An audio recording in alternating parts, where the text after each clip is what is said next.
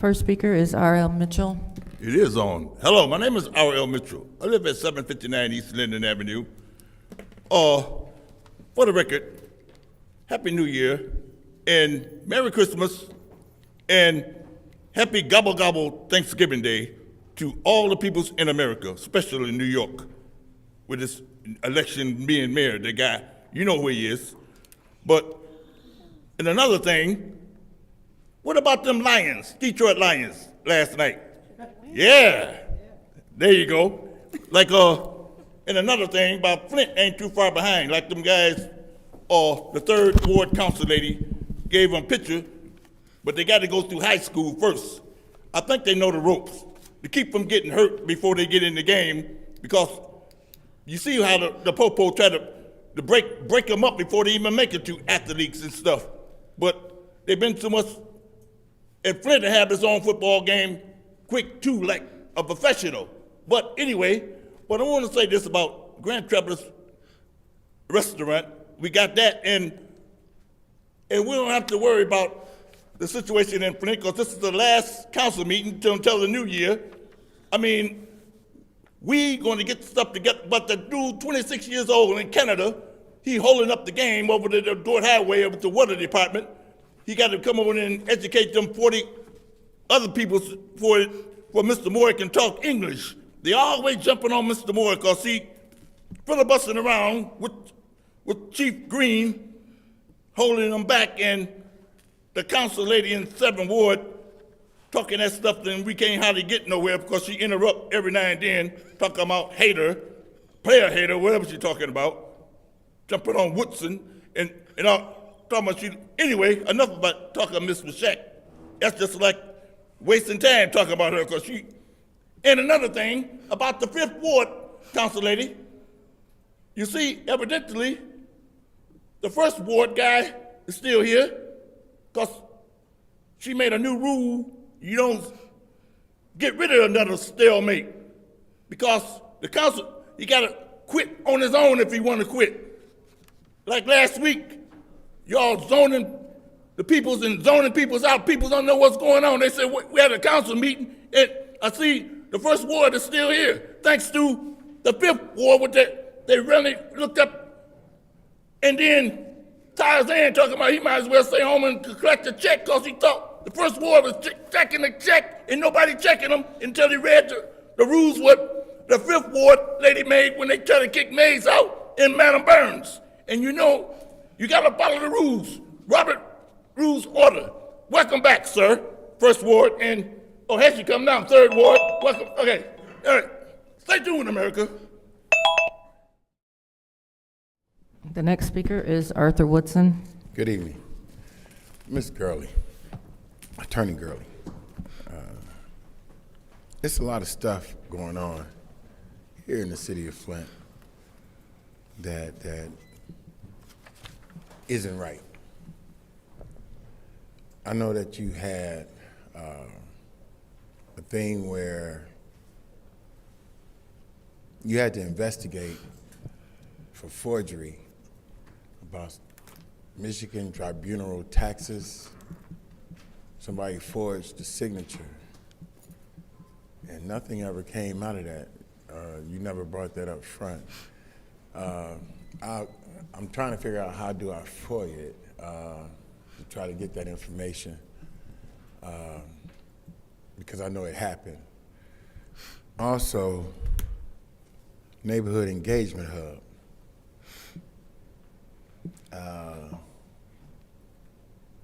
$24,000 was paid out, and the city wouldn't reimburse Neighborhood Engagement Hub for 1st Ward Councilman Leon Elamine, because they said it was his business that got the money.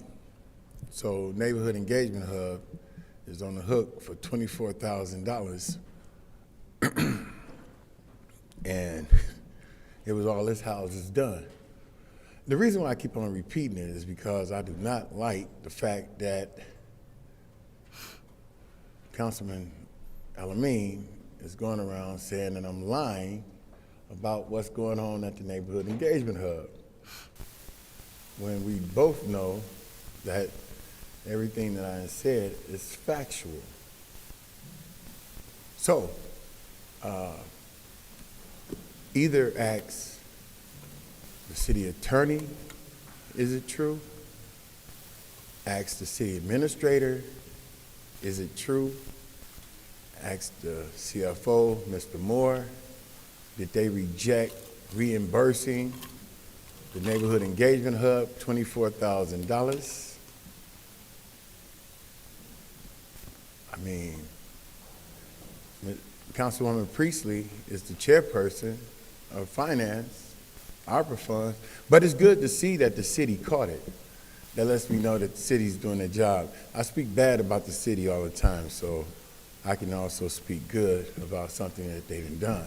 So that leads me to believe that they are really looking into contracts that come before them because they were the ones that caught this right here. Thank you. The next speaker is Janez Jackson. Good evening. My name is Janez Jackson. I am Kiki's mother. Good evening. My name is Janez Jackson. I am Kiki's mother.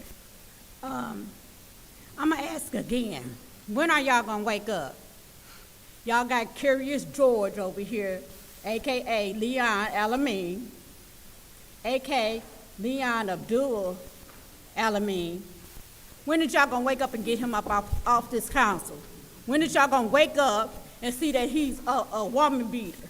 When is y'all going to wake up and see that he is a child beater? When is y'all going to wake up and see that he is a predator? When is y'all going to wake up? What it's going to take for somebody to get killed, hurt? My thing is, he doing all this, you know, wait a minute, I want to back up. Because the last time I seen that you was making those faces, and I did, I looked it up. You're Curious George. That's what you are, a monkey, a straight monkey. They don't have no respect for no women, no kids, nobody. And the thing is, I think you're mad because I am a strong black woman. I am Kiki's mother. I will be there every step of the way with Kiki. And then again, I want to ask you this. Did you have anything to do with Eric Bays? Since you got all these life insurance policies, you got one on my grandbaby, you got one on my daughter. I want to know who else you got one, the dog down the street. You just a sorry piece of shit. Excuse my French to everybody else, but I'm talking straight to this monk. Excuse me, ma'am. You have a right to voice whatever opinions you would like to voice. However, I will ask you to refrain from using vulgar language. Go ahead and start our time. Again, I'm going to say this. Whenever you're ready to see me, like you jumped up in your seat, like you had maggots in your tail, whenever you're ready to see me, you know where I live at? I'll be sitting waiting on you. You know where I work at? I'll be sitting there waiting on you. Because you're not going to do what you did to Kiki to me. And every time a man stand up to you, you run. You a coward. You can't take the pressure. But I tell you one thing, this ain't what you want, baby. This is not what you want. And I'm going to see you. Please. The last speaker is Diane Thornton. Diane Thornton, 4th Ward. I just want to let you guys know that for all those people that have donated to the Color of Law Coalition for our backpack for the homeless is being very successful. We have been out there giving the backpacks and feeding them hot meals as well. And I just want to thank everybody that has donated. And the donations are still coming in, and we're still doing the work. So I just wanted to take the opportunity to thank everybody that has donated and have wanted to help. And like I said, we're still taking donations because the need is real. So like I said, we have a Facebook page, and you can reach out to us that way, or the members that are here in the council at most meetings. So that's all I got to say. Thank you. It is now time for a council response. Councilwoman Johnson, you have the floor. All right, I'd like to thank everybody for coming out. Arthur Wilson, I ain't seen you in a while. Welcome back. Also, we were down at Burston today. I'm just telling you things that were done in our ward today at Burston, and Clarissa Shields gave out a meal for the less fortunate, or just people just don't have because of the government shutdown.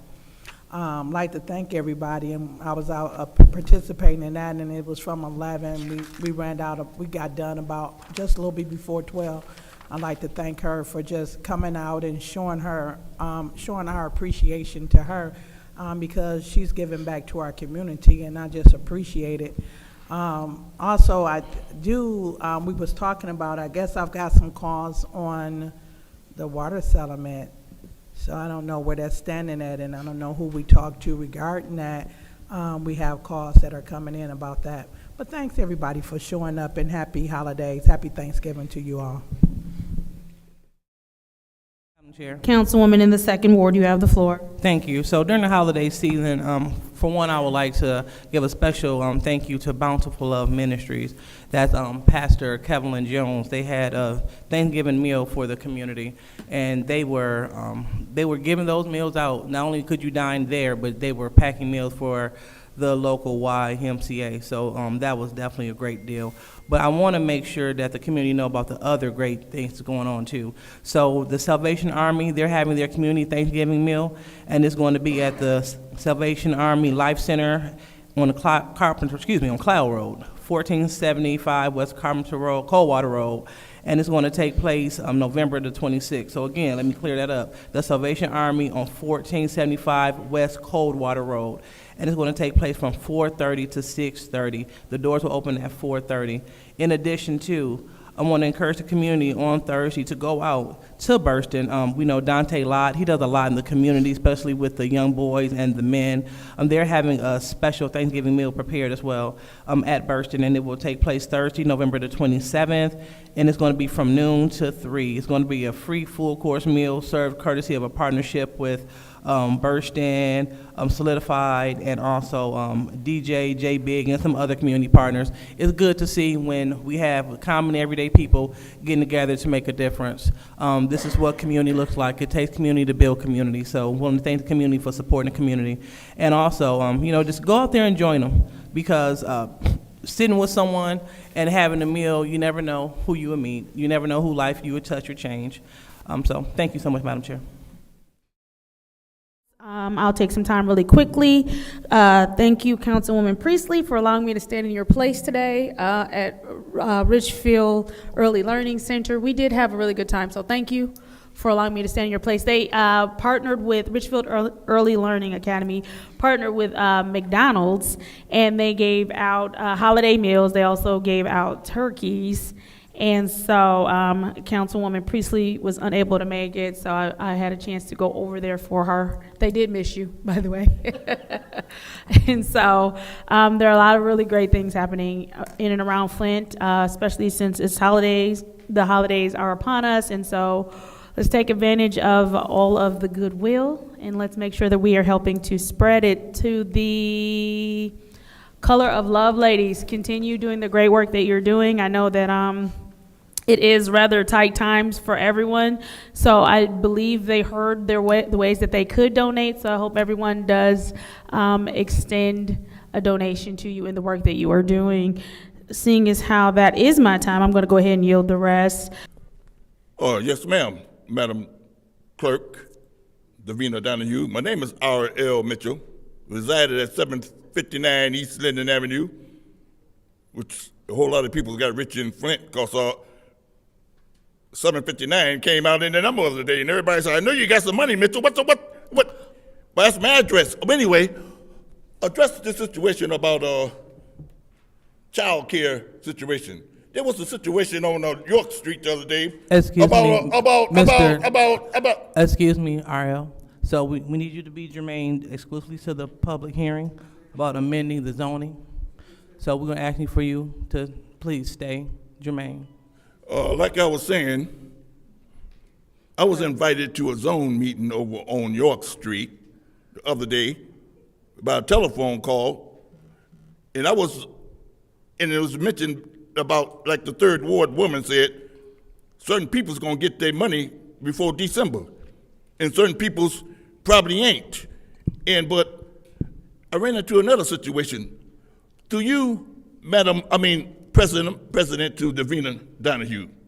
Davina Donahue, what you done to the first ward councilman? He didn't show up at the zone. And I want to know. RL, that's your time. We're going to move Hey, lady, on. Thank you so much. Girl, what's up? What's up? We asked for you to be germane. Thank you. So next speaker for the hearing, Madam Clerk. Arthur Woodson, she just stated that this was about child care when he was talking about child care. When did anybody come up here and speak about this right here? I don't remember seeing or hearing. Why would you vote on this not knowing, is it just child care? Or is it adult foster? Is it the part of the zoning where they trying to move all these group homes in one area? Because I'm gonna tell you right now, you can't do that with veteran housing, I know for sure, because they tried to do it over in Flint Township, and I sued them, and under, 42 USC 3604, HUD, reasonable accommodation. I can put a group home, veteran housing, anywhere I want to if they have disabilities. So you can't tell them where they have to put their group home if it's dealing with disabilities. And that's a lawsuit waiting to happen. I seen something in there about green. Really, you need to bring the Imagine Flint back up here to the forefront, because President Trump isn't giving money for anything green. And you have the east side and the north side zoned as green zones. And when Kevin was here when he was doing it, he said that we couldn't build a high school over on the north side unless it was green. So why not bring it back up here, because it's a living document and you can change it? Why not bring it back and put east side and north side traditional, so that you can get some dollars so that we can really fix up the north side and the east side? Because in your ward, Ms. Councilwoman Johnson, you have what they used to call green innovation, where if your house burned down between Pearson Road, Carpenter Road, Martin Luther King and Saginaw, it was green innovation. And if it burnt down, you couldn't fix it back up. They changed it to where you have to come to the Planning Commission and ask, can you fix it up? It's just that area right there. So y'all need to ask them to come back up here and explain the green zone to y'all, so that y'all can make amendments to it. Thank you. Good evening, City Council. My name is Joel Arnold, Flint resident, and I'm just speaking on the item of this public hearing, this zoning reform. As I understand it, these seem like some good reforms. One of them just takes a lot of places in our city where currently we cannot build childcare and legalizes more childcare facilities. As I understand it, some folks in the department have gotten applications for new childcare facilities, but haven't been able to approve them because of the way that our current code is written. So, I've been up here before saying that we're never done tweaking zoning, and it's proven here again tonight. So I think it makes a lot of sense. And then I know Art was speaking to adult foster care homes, and when I was reading this, it looks like what it does is it says if you've got a foster care home or adult foster care home with 7 or more people, it can't be within, I think it's 1,000 or 1,500 feet of another one. The state doesn't let us regulate homes that have 6 or less people, but 7 or more we can. So it really seems like it tries to deconcentrate some of adult foster care homes. I know there's 2 within a block of my house, and so we see that a lot. This tries to just spread them out a little bit more. And yeah, the child care ones, it looks like they just allow child care facilities in more parts of our city, which it's a pretty low intensity use that a lot of people like to have close to their house. So I think they're great ordinance changes. I hope they get approved, and I know if anybody wants some long and boring reading to fall asleep to, I know there's some documents on the city website that kind of go through all the Planning Commission's thoughts on this. So I hope it gets approved. I think it's some good changes. Thanks, guys. Hi, my name is Emily Feuerherm, and I'm here to speak in favor of this. I am one of the co-owners of the property. My husband and I are a young family. We would like to open a restaurant here, and we have a LOI for a MEDC grant of $250,000 that relies on this OPRA being passed. We love Flint. We want to open a restaurant here. We want to, build on the storied history of this place and celebrate its history through food, community, and through our own investment in it as well. So the grant that we would get from the state would be $250,000, which we would invest directly into the property. And the restaurant would also hire 10 additional people. So it's also an employment opportunity, as well as an additional dining opportunity for our community. So I hope you'll support it. Thank you very much.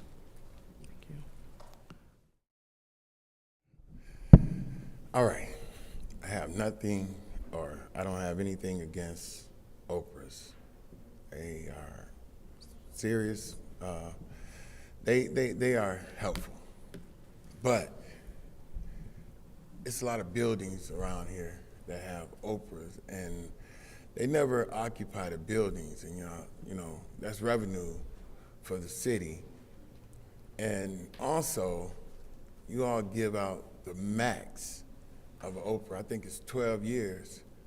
Why do you give out the max every single time instead of saying, hey, you know what? I give it to you for 2 years. Let me see how many people you hire from the city of Flint, and after the 2 years, you come back and renew it. I mean, you can do that. And it's nothing against this business here. I'm talking about those big Ashley Capital businesses. But just to give you an example of how the state and the city, I can't even say the city right now, but the state and the banks. I went to the bank with my building, and I asked for a loan, and I was putting my building up as collateral. They told me that I had to be in business, or had to have the building for 2 years before I can even get a loan for that building. But I see other businesses able to get money for their building when they just purchase it. I spoke to Donaldson from MEDC. That was this year. I spoke to him. And we were trying to get money from MEDC. They told me that they didn't have any programs or any money for us to be able to get money from them. And like I say, I have nothing against this business right here, but we spoke at the same time. They're getting ready to get $250,000 from MEDC, but they told us that they didn't have any programs or any money for our business. Basically, what I'm saying is, here in the city of Flint, African Americans have to use their capital out of their pocket to refurbish old buildings. But other people, they give loans and grants to, and it's highly upsetting to hear and see. And it's just something that, have to be spoken about because it's unfair. Everybody should be able to get the same treatment, same opportunity. So I'm gonna come down and ask for an Oprah and see if I can get one too. Thank you. Thank you. Hello, I'm R.L. Mitchell. I'm for the lady would come up here and her family gonna get to the restaurant, because I worked at a restaurant exactly like hers, name of in Buckingham Alley, Stetman's Restaurant. And there haven't been one here since he took off until now. And I was only 13 years old. working as a dishwasher in Stepman's restaurant. And I actually almost supposed to have been killed in there, but I refused to report this stuff because I was so-called Christian. And they had my voice, they had it all on tape. They said, does anybody want to hear it? It's up to the doctor. Because he thought I was cheating him by punching in before I put my uniform on. That day I had took my uniform, he told me that I didn't punch in, then he had some guys to jump on from prison. Stepman restaurant. And I'm all for it, like Woodson say, black peoples in Flint, they treat blackies like they ain't nothing, like they all, but I was a Spencer's restaurant. He had, anybody know anything about a Buckingham Alley, Stepman's restaurant, and I was I had my 63 Catalina car going to Southwestern, and I still have nightmares about that, and I supposed to have been killed by two dudes jumped on, their mother worked in the kitchen in the basement. The big millionaires be gambling down there every day, Mr. Martin, all his buddies, and right, I'm all for you to come back in. Anyway, stay tuned, America. You're gonna see what Flint is really made out of before these peoples don't want certain peoples to talk about Flint, but now, take that. Good evening, Council. Joel Arnold. Just here to speak in support of this Oprah designation for the property on Grand Traverse. I think, right, it's an abandoned building being renovated by Flint residents for a business that'll employ Flint residents. I think it's kind of what a lot of us talk about all the time when we say that we want to see economic development in our city led by people that live in our city. Plus, I think the exciting thing about this often, right, is it does, freeze some property tax revenue, but, right, the city actually gets more revenue from income taxes and water sewer revenue, and there's no abatements on that, right? So every job this creates pays city income tax, pays into the city, pays water sewer revenue, pays into the city, and we have one less sort of abandoned, blighted building in our city. So I think it's a wonderful idea. Selfishly, I live a 5-minute walk from it, so I'd love to see something in there as well. But I think it's a great thing and just wonderful to see folks that live in our city rebuilding our city. So thanks. All right, thank you. Good evening. My name is Patty Perkins. I live on 5th Street. I'm president of the Grand Traverse District Neighborhood Association. The restaurant that's being proposed is in that neighborhood. I've been there for 25 years now. I've seen everything in our neighborhood. It's getting better by the day. I would definitely support a business in that neighborhood, especially one that involves people, any kinds of people, kids, anyone. And I wasn't really planning on speaking, but I just want to voice my support, and they have the support of the neighborhood also. Thank you. Hello, I'm Ariel Mitchell. Let's speak on this the situation about the Howard Estate situation over there. Anyway, I used to go through the Howard Estate before I even knew it was a Howard Estate game. I was wondering why everybody look at me every time I go and wonder why I can go in and come out without getting touched. I didn't know it was, and now I know because they done jumped on. You heard what Mr. Johnson said. They killed her husband and her son is out on Oprah. I used to walk through there and they used to follow me. I used to go through Stewart to school in the open field, and that's when they stopped following me because it's in the open. And because I was go to church over on Lippincott, where the dead man been. And at nighttime, I walked back through on Crocker Street, but I met a homeless woman. She told me to stay the night with her.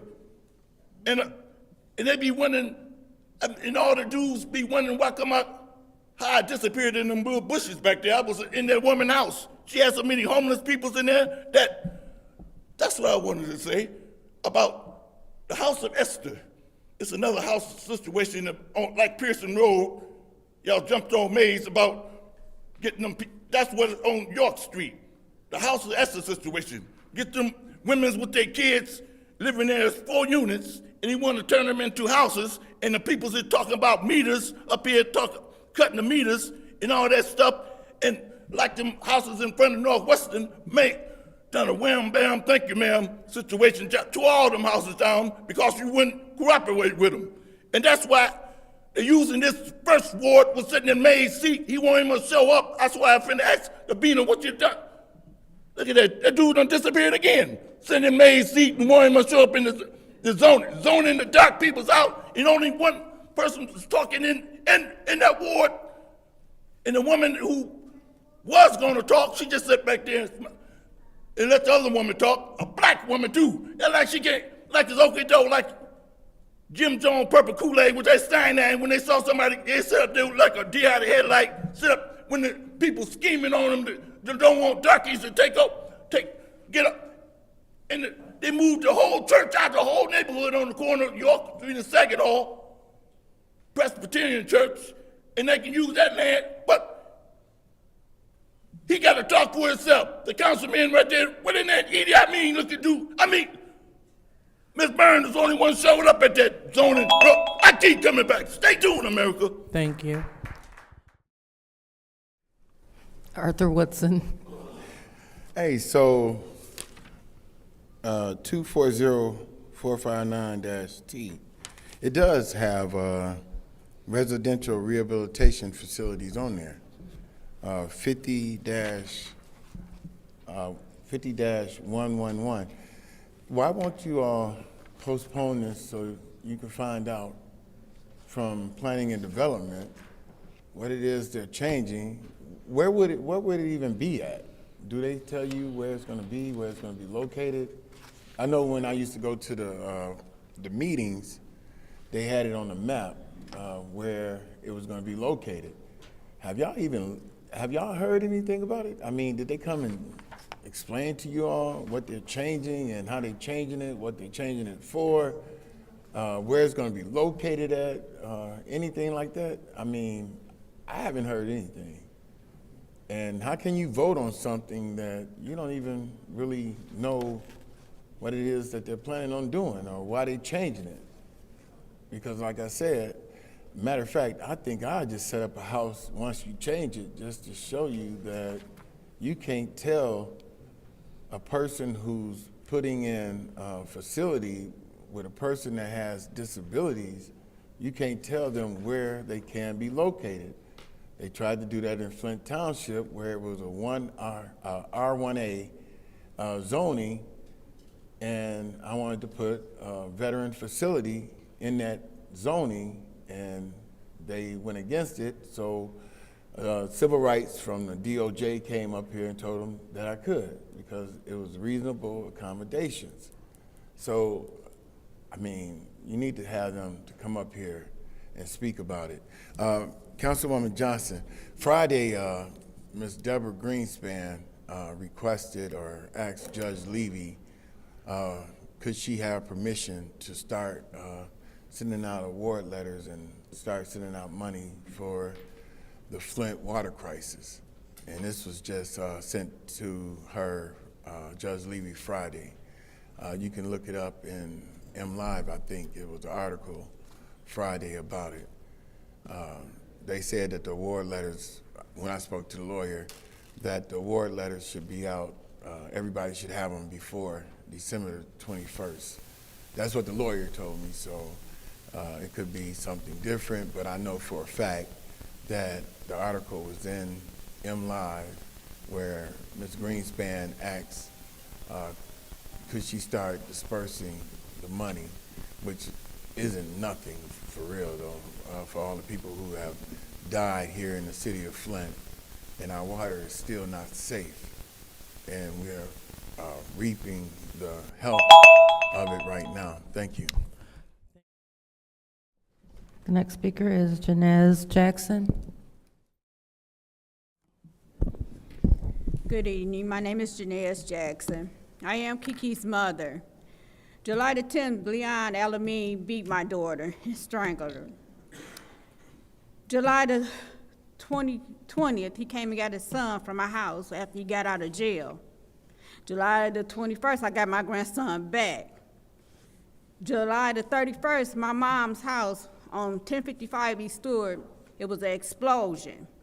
And then today, it's funny, he got to go to court tomorrow. His house and caught on fire. What it's gonna take? Wake up, council. He thinking my daughter there and my grandbabies. When are y'all gonna wake up and see what y'all got on? What y'all got? He don't even live in Flint. And he talking about he distraught. That's the reason he can't go to court. Y'all talking about y'all understand me? Y'all don't understand what I'm going through. I got to move my baby different places just on account of him. Y'all sitting up here arguing, going back and forth, letting him try to make a fool. He had made a fool of himself. When are y'all gonna wake up? When? Y'all up here sitting up here like a bunch of stones that ain't got no life. I'm talking about my daughter. I'm talking about my grandkids. He got an insurance policy out on my grandson who never stayed with him. That's not even his son. He got an insurance policy out on his cousin that's still missing. He got an insurance policy out on Kiki, which is still. When y'all gonna wake up? I am sick and tired of coming down here expressing how I feel about my kids to y'all who don't even give a care. Y'all argue back and forth. Once the mother, but when I say something, then it's a problem. Wake up. Y'all need to get that demon off that stand. Next speaker is Mari Copany. Okay, so here's a few things inside my mind. Back in October, the fire marshal cut back the amount of occupants that are allowed in the Center of Hope overnight. That choice puts our homeless population at risk as we enter into the winter season. I would hope the city is working with the Center for Hope to figure out how to find some space to make sure nobody's left out in the cold. Another risk that comes with more homeless people on the streets at night is we are going to see an increase in accidental fires and vacant homes while they are trying to keep warm. And to add to that alarming spike in fires we have seen in the past week that's causing our first responders to overwork and putting their lives at risk, we already know there is at least one arsonist running around the streets who was responsible for the fire at St. Mark's Church. And now it seems there is at least one more out here that is causing massive fires. I see on the agenda tonight that we are getting more funds for Asbury for their food giveaway. That is great. Let's give more funds to everyone that does food giveaways. Every single turkey giveaway I've seen for the past 2 weeks has had lines of cars waiting hours before the event start time, and they are running out of food before the event's end time. The need in our community right now is existential, which leads me to my next point. The Salvation Army had to close its registration early for the holiday service. Other area groups are also seeing a huge increase in the number of requests. Right now, I am prepping for my 10th annual toy giveaway that will take place this year at the Cube at Brownell STEM Academy in the First Ward. Over the past 9 years, I have given away over 40,000 toys to over 6,000 Flint area kids, all with very little support locally. This year, I need all hands on deck to be able to make this year successful. It's not about who belongs to what clique. It's about stepping up to be a village for the kids. And Councilwoman Candace, you have actually attended one of my Christmas events before, so you attended one of my Christmas events before. You were on the council, so you know the scale of my events and how many kids we serve. Happy early Thanksgiving to everyone. Next speaker is Dion Freeman. Good evening again, City Council. Dion Freeman, First Ward resident. Just a couple questions with the 250384T, the reallocation of ARPA funds to Asbury. Last time I was here, I think there was some problems as far as to what St. Mark got and how their program was set up. And you all wanted to go back and look over it again and try to set up, I guess, comparable guidelines. So I don't know if I missed the meeting in between, but if you have more insight as to whether those issues were worked out or not. And then as far as the 250391.1T for the North Flint Food Market Cooperative, I'm a member owner. I'm very proud to be one. I know it's taken some long years and to get this all up and going, and we finally have the doors open. The North Flint Food Market Cooperative is a smaller entity. Yet a lot of times when all of these larger entities, and not to name anybody because I don't want to put anybody's organization on point, we have no problem giving them $300,000. We don't have no problem giving them $500,000. We even have some we didn't have problems giving millions of dollars. This is something that is a direct impact on our community's health, wellness, access to good food, and it's also providing jobs to people within our entire city. So even though it's called the North Flint Food Market, people, because they want to support us and see us be successful, are coming from Swartz Creek, are coming from Clio, all because they believe in the vision for our city. So I hope as you're going forward and you're reevaluating this, I see it reduced down to $150,000, and I'm not sure why. But please give our local African-American business agencies the fair opportunity that we give all these other corporate major entities. Thank you. The next speaker is Chris Morris. Thank you, Council. I'm also here representing and advocating for the appropriation of funds, ARPA funds, to the North Flint Food Market. And just kind of want to share a little bit about why I'm excited about the co-op. I am not a Flint resident. I've been blessed to be serving here as interim general manager. For the last 5 months, I've moved here full time and have been working and supporting your community, to help this wonderful grassroots organization, realize the final leg of their journey. I work with food co-ops across the country, so I have some perspective in that matter. And 10 to 15 years is a normal time frame from the first time that the idea is shared and you start gathering momentum and building a coalition.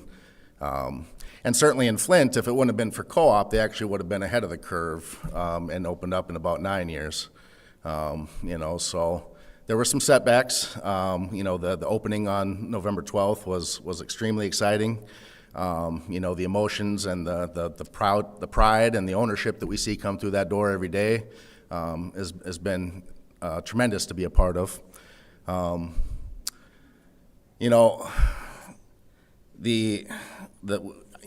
was blessed to work with and hire, like I said, I'm not from Flint, but I worked with the board to hire a local general manager, then worked with that general manager to hire the leadership team, and then worked with them to hire their support teams.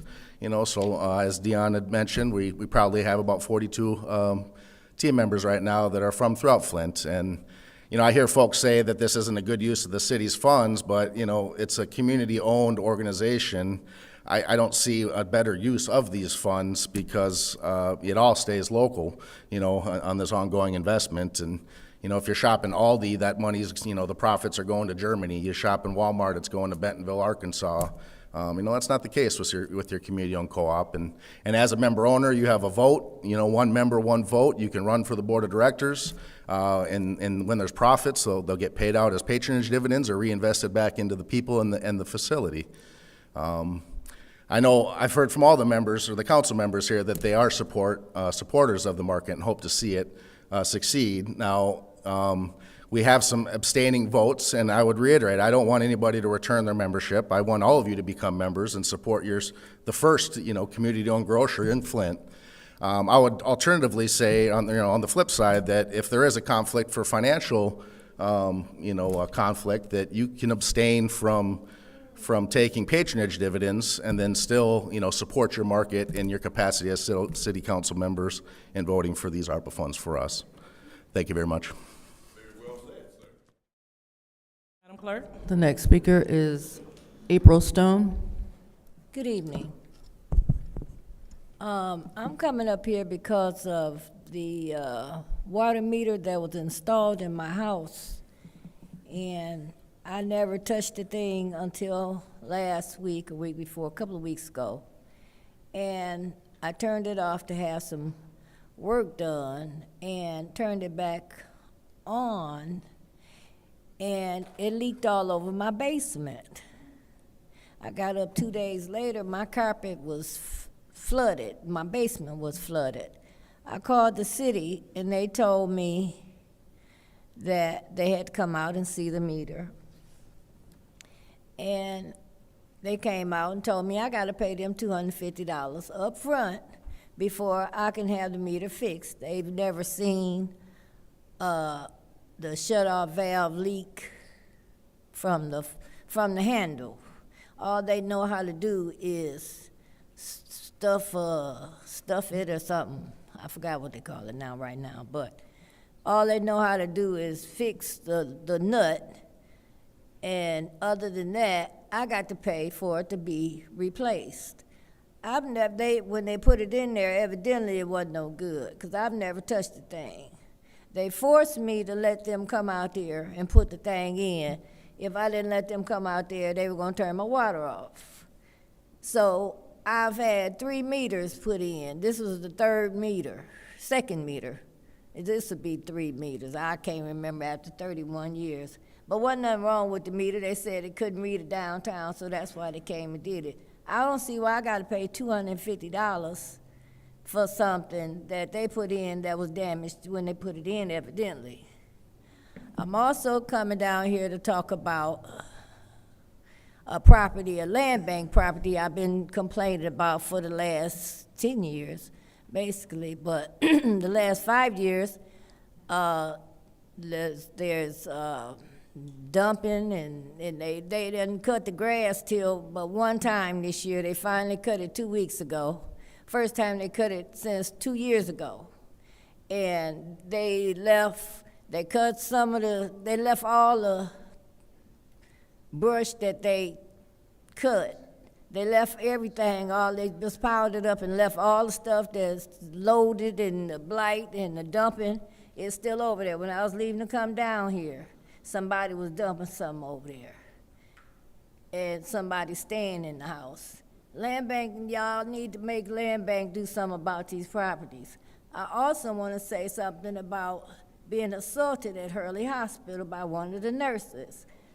And I went in there for 6 pinched nerves, 3 pinched nerves in my neck. The next speaker is Billy Dantzler. Good evening, Council. My name is Billy Dantzler, and I reside in the 6th Ward. So I guess I just have a couple questions for you guys tonight, because I was sitting in the back and I was watching you guys vote for the president position tonight. So I guess this question is to the chair, or to the president, to Tanya, or the councilwoman in the 6th Ward, to the attorney, and Davina. So why hasn't there been a full investigation on the councilman in the 1st Ward if he does not reside where he say he reside? Because he's making a choice for me, and I choose to stay in Flint. And he, from my understanding, resides in Mount Morris. So why does he continue to be in that seat if that is the case? And then also, I would like you guys to explain why you selected the candidate of your choice when it came to the presidency seat. Because if you review footage, you will see that the 7th Ward behavior is not conducive to being a president. The 2nd Ward council person, her behavior is unhealthy. The 4th Ward, Judy Priestley, her behavior is not healthy to be the president. And LaShawn and I, we talked in the back, councilwoman in the 3rd Ward, and you talked about union, and I am in the union. And when it comes to union, we go by seniority. And right now, as a resident, I see that Councilwoman Jerry Winfrey Carter of the 5th Ward has the most seniority in this body right now. So why, if you can't figure out who you want, why can't we just be fair and go by seniority. Because the people that you guys have selected have shown that they're not presidential material, and they're embarrassing. Their behavior is embarrassing.